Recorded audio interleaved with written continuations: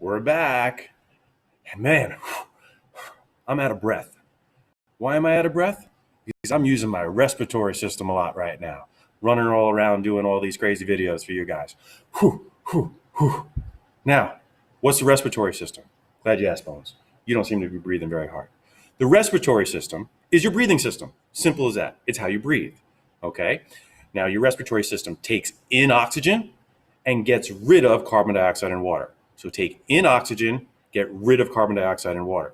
Okay? And there's actually water coming out of your lungs all the time. So if you've ever on a cold day gone up to a car and blown on the window, and you write on it and you write your name a little hard to make a footprint, okay? Parents get mad at you, now they got to wash the windows and all that kind of stuff. So there's water constantly coming out of your lungs through your respiratory system, as well as carbon dioxide coming out of your lungs while you're trying to take in oxygen for your body to use.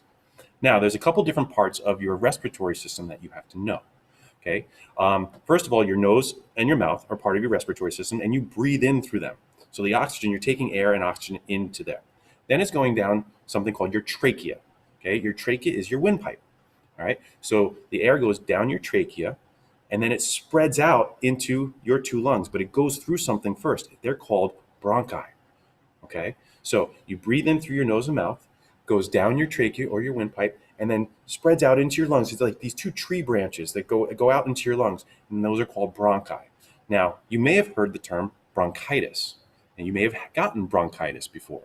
Bronchitis is when these bronchi, okay, that are attached to your lungs get a little swollen, get a little infected, okay, and you end up with bronchitis. All right, it's one of the diseases associated with the respiratory system. If you have asthma, like I do, when you get bronchitis, it's really hard to breathe. It's like somebody's sitting on your chest, and it's hard to breathe.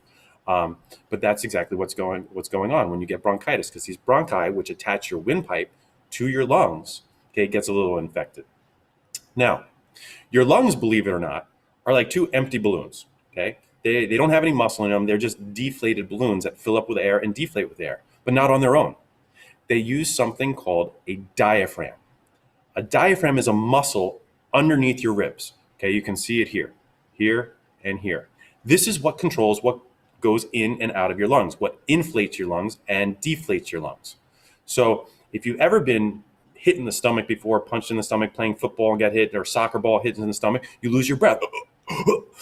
And then slowly it finally comes back. That's because your diaphragm, the muscle underneath your lungs that inflates and deflates your lungs, okay, is spazzing out for a second. All right, so that's what's known as your diaphragm.